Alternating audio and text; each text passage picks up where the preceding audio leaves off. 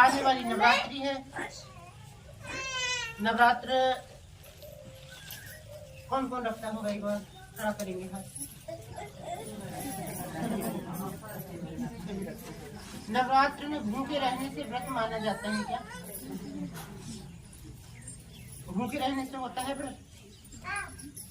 मैं तो भैया व्रत ना कर पाता हूँ, मैं तो भूखा नहीं रह पाता, मगर मेरा व्रत रहता है। व्रत का मतलब क्या हुआ? खाना छोड़ देना ये व्रत नहीं माना जाता है। खाना छोड़ दिया, क्या क्या व्रत माना जाता है? झूठ बोलना छोड़ दिया, गुस्सा करना छोड़ दिया, अहंकार करना छोड़ दिया, ये व्रत है। सुबह खाना मत खाओ, शाम खाना मत खाओ, ऐसे करने से ये व्रत नहीं माना गया। ठीक है, खुद की आत्मा रो रही है और खाना देख करके मन हो रहा है खाना खाने का, कोई खा रहा है तो मन हो रहा है। हाँ। मन में है हमें भूख लग रही है, हमें यार भूख लग रही है, यहाँ तो भूख में। और माता क्या नाम जपोगे? क्या नाम? इसलिए नाम जपना जरूरी है। जितना नाम जपो, व्रत करना ये ढोंग ढांग मत करो। ठीक है, नाम जपो। और किसको पता है सबसे पहले नवरात्र व्रत किसने किया था? पता है? तेरे को पता है? किसी को पता है? सबसे पुरानी भक्त है, तुम्हें पता है? दरबार से सबसे पहले जुड़े हो, पता है? नवरात्र व्रत सबसे पहले किसने किया? क्यों करते हैं नवरात्र व्रत? नहीं पता ना? नवरात्र अभी आई नहीं है, मगर आने वाली है। मैं उससे पहले ही तुम्हें बता दूं, नवरात्र व्रत सबसे पहले सुमति नाम की एक कन्या ने करा था। सभी ने सुना होगा मगर पता नहीं है। सुमति नाम की एक कन्या ने करा था सबसे पहले।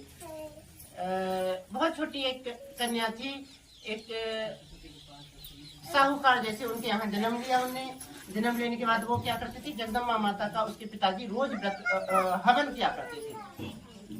हवन करने के साथ साथ वो कन्या जो थी अपने पापा के साथ में बैठती थी वहां पर पूजा में। तो थोड़ी जवान हो गई, बड़ी हो गई। एक दिन वो क्या कर रही है, खेलने चली गई कहीं, जैसे हम भी जाते हैं अपने दोस्तों के साथ खेलने चले जाते हैं, बच्चों के साथ, वो भी खेलने चली गई और माता के हवन में ना पहुंच पाई। उसके पापा को क्रोध आया, किशोरावस्था में थी, तो पापा ने कहा कि आज तूने भगवती का पूजा नहीं करा तूने। गुस्से के कारण उन्होंने कहा कि तेरा विवाह में ऐसे कोई कोहड़ी दरिद्र ऐसा कोई होगा नीच, जो बहुत ज्यादा निर्बल होगा, जिसके शरीर में बल ना होगा, उसके साथ तेरा ब्याह करूंगा। उसने कहा पापा मेरे तो भाग्य में जो लिखा होगा वो होगा, अगर मेरे भाग्य में कोहड़ी भी होगा ना तो कोहड़ी के साथ मेरा विवाह होगा। ऐसा कहने के बाद उसके पापा को और ज्यादा क्रोध आ जाता है। उनने कोहड़ी ढूंढ ढाड़ के कोहड़ी के साथ में विवाह कर दिया। आजकल के पापा ना रिश्ता अच्छी जगह में भी करते हैं ना, तो लड़कियां कहती हैं ये मेरा बुरा होगा, मैं खुद से ढूंढूंगी। ऐसा होता है ना कि मेरे मम्मी पापा बुरा चाह रहे हैं, मगर उसने क्या करा, कोहड़ी के साथ में उसके पापा ने ब्याह करा, तो कोहड़ी के साथ में ब्याह किया उसने। और जा करके ब्याह करने के बाद कन्यादान किया। अब जा भाई तू जहाँ पर भी ले जाता है घोड़ी वहां तू जाएगी। कि तू तो बहुत बोलती थी, भाग्य के भरोसे रहती है, देखती भी है तेरे भाग्य भरोसे रह करके क्या होता है। ऐसे ही रोते हुए वो घर से चली गई और जंगल में चली गई। उसका कोई घर भी नहीं था, जंगल में चले गई और बयाबान जंगल था। रात हो गई, रात वहीं पर रुके वो लोग, वहीं रुके। रात में जगदम्बा माता को दया जैसी आई और प्रकट वहां पर हुई। एक साधु भेष में आई, साध्वी भेष में वहां आने के बाद उनसे कहती हैं कि जो तुम्हें वर मांगना है वो वर मुझसे मांग लो। तो सुमति ने कहा कि तुम कौन हो जो हमें इच्छा वर देने वाली हो, कौन हो तुम? तो माता बोलती है कि मैं जगत जननी पूरे संसार की माँ हूँ और तुम्हारे पूर्व जन्म से मैं तुम्हारे पूर्व जन्म से खुश हूँ। तो कहा वरदान देना ही चाहती हो तो मेरे पति के कोढ़ को दूर कर दो।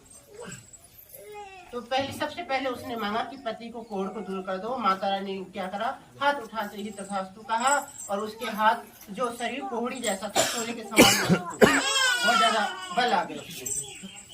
हाँ कि चमत्कारी है, ये चमत्कारी औरत है, उसे पता ही नहीं यही माता है, फिर भी सोचा कि चमत्कारी कोई तांत्रिक जैसा कोई है, ये मेरे पति को ठीक कर रही है। तो कहा कौन हो तुम, ऐसा करके तुमने ये मेरे पति को ठीक कर दिया?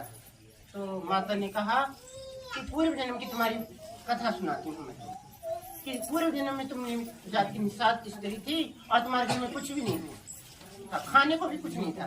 एक दिन तुमने चोरी करा, दोनों पति पत्नी को पुलिस वाले ने उठा ले गए, पुलिस वाले उठा ले गए।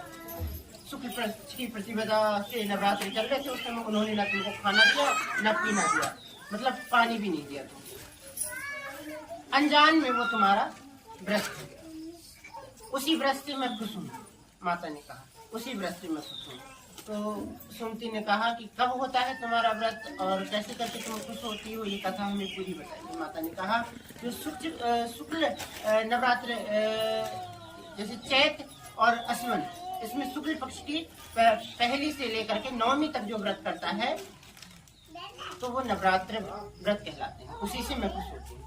सुमति नाम की जो लड़की थी उसने सबसे पहले किया था, पूर्व जन्म में निषाद थी, याद रहेगा।